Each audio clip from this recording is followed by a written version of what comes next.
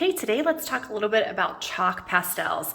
So I have some black paper here. Black is my favorite colored paper to use for chalk pastels. I even like it more than white. Of course, chalk works on any different colored pieces of paper, all different colors. For me, I just like it the best on black. So I'm gonna show you some things about chalk pastels using this black paper. So the first thing to think about when using chalk pastels is they are messy. They definitely come off on your fingers, so you're gonna wanna make sure that you're protecting your clothes.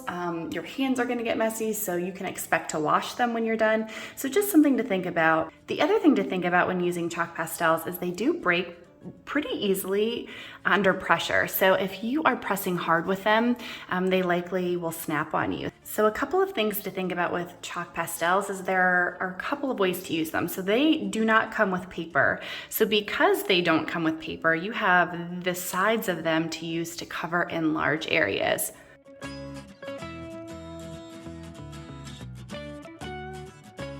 The other thing though is you can just use them just like a crayon, so holding them like you would a crayon and coloring in back and forth.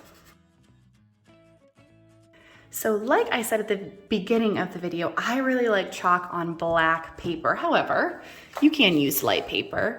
So they will look differently. Your colors will show up differently on black versus a white piece of paper.